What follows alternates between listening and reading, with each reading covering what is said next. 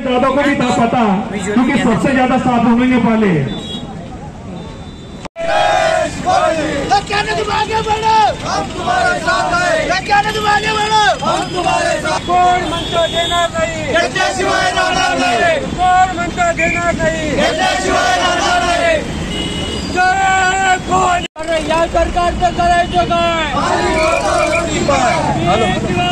मिळालंच पाहिजे। उद्धव साहब तुम आगे बढ़ो, हम तुम्हारे साथ हैं। उद्धव साहब तुम आगे बढ़ो, हम तुम्हारे साथ हैं। या सरकारचं करायचं काय? खाली लोकं वोटी पाय, या सरकारचं करायचं काय? खाली लोकं वोटी पाय। कोण म्हणतो देणार नाही, घेतल्याशिवाय राहणार नाही। कोण म्हणतो देणार नाही, घेतल्याशिवाय राहणार नाही। उद्धव साहब तुम आगे बढ़ो, हम तुम्हारे साथ हैं। उद्धव साहब तुम आगे बढ़ो, हम तुम्हारे साथ हैं। शेतकऱ्यांना केळी पीक विमा मिळालंच पाहिजे, शेतकऱ्यांना केळी पीक विमा मिळालंच पाहिजे, शेतकऱ्यांना केळी पीक विमा मिळालंच पाहिजे, मिळालंच पाहिजे। लक्ष्याने तुम आगे बढ़ो, हम तुम्हारे साथ हैं। मिळालंच पाहिजे। उद्धव साहब तुम आगे बढ़ो, हम तुम्हारे साथ हैं। उद्धव साहब तुम आगे बढ़ो, हम तुम्हारे साथ हैं। कोण म्हणता देणार नाही, घेतल्याशिवाय राहणार नाही। कोण म्हणता देणार नाही, घेतल्याशिवाय राहणार नाही। उद्धव साहब तुम आगे बढ़ो, हम तुम्हारे साथ हैं। जय भवानी, जय शिवाजी, जय भवानी, जय शिवाजी। दुधाला भाव, मिळालंच पाहिजे, दुधाला भाव, मिळालंच पाहिजे। राजीनामा द्या, राजीनामा द्या,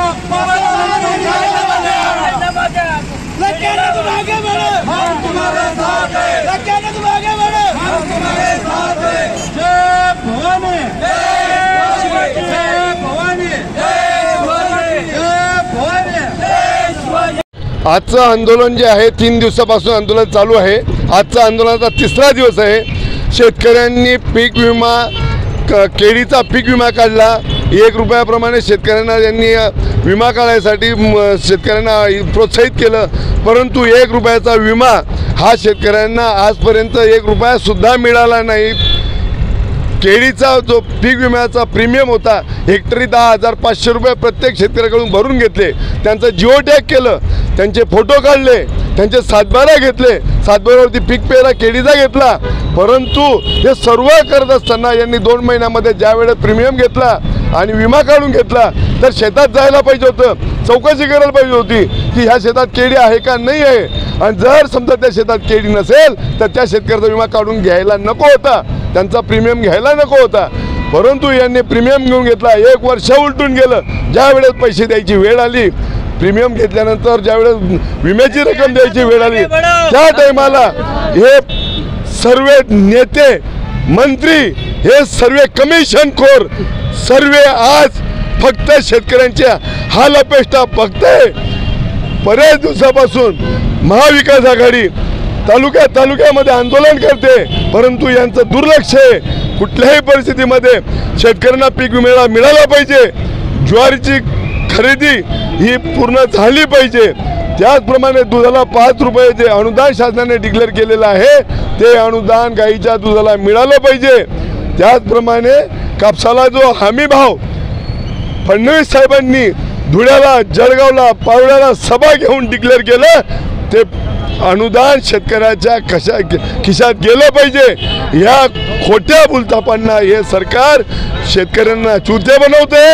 या सरकारचा धिक्कार आहे, या मंत्र्यांचा धिक्कार आहे। या मंत्र्यांनी राजीनामे दिलेच पाहिजे।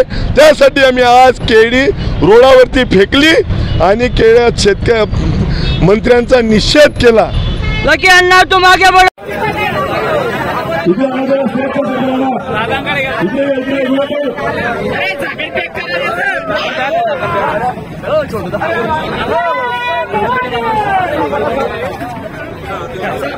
मित्र पुढे योगेश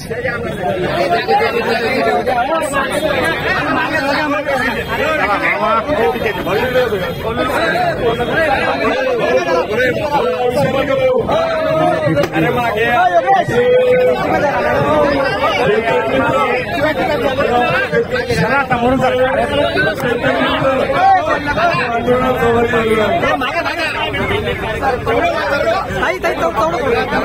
चला मागे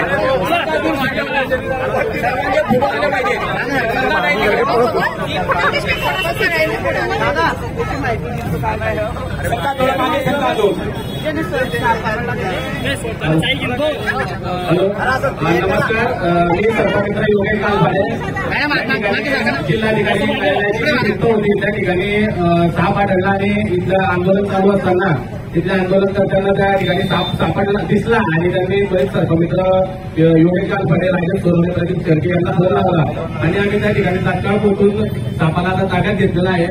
खरोखर वातावरण खूप तापलेलं आहे. आता राजकारणात मला बोलायचं नाही, परंतु वातावरण तापलं असल्या कारणाने साप हा मानववस्तीकडे वळलेला आहे आणि खरं तर शेतकऱ्याचा मित्र आहे साप. म्हणजे शेतकऱ्याचं जे नुकसान होतं ते 35% नीर, भूस अशा प्राण्यांमुळे होतं आणि शेतकऱ्याचा मित्र या नागाला का म्हटलं जातं तर त्याचं जे धान्य आहे ते वाचवण्यात नागाची खूप मोठी भूमिका असते. म्हणून कुठलाही साप मारू नका. दिसल्यास सर्पमित्राला आपण संपर्क साधायचा आहे आणि जीव वाचवण्याचा प्रयत्न करायचा आहे. धन्यवाद.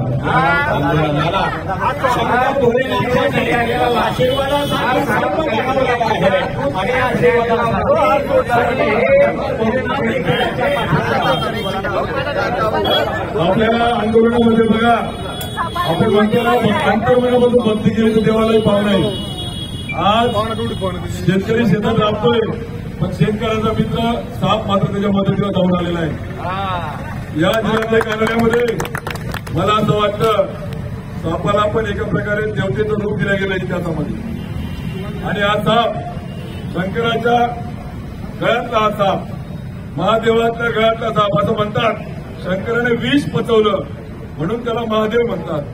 परंतु दुर्दैवाने 3 कॅबिनेट मंत्री, जिल्हा प्रशासन जर माझ्या बळीराजाला शेतकऱ्यांना न्याय देत नसेल तर हा साप त्यांना त्या ठिकाणी दंश करण्यात आला आणि हा प्रश्न या ठिकाणी निर्माण होतो. पण मला असं वाटतं की शेतकऱ्याचा खरा मित्र साप या ठिकाणी आला. आमच्या सर्व मित्राने सापाच्या या ठिकाणी सर्पदंश झाल्यावर काय काळजी घ्यायची, काय काळजी नाही घ्यायची या सगळ्या संदर्भात सांगितलंय. मला असं वाटतं की या सापावर अजून किती साप मध्ये आहे याचा काळच सांगेल. आपल्या टप्प्याटप्प्याने दिसतील की कसे साप या जिल्हाधिकाऱ्यात उन्हामुळे बाहेर आले असं याचा प्राथमिक अंदाज आहे. त्यामुळे आता कळेल वातावरण तापलेलं आहे. त्यामुळे तापलेल्या वातावरणात हे साप नाग बाहेर येत आहे. टप्प्याटप्प्याने जिल्हाधिकाऱ्याला देतात पुढे येतात काय आता आपण टप्प्याटप्प्याने बघूया. धन्यवाद जीवन सर्व धन्यवाद.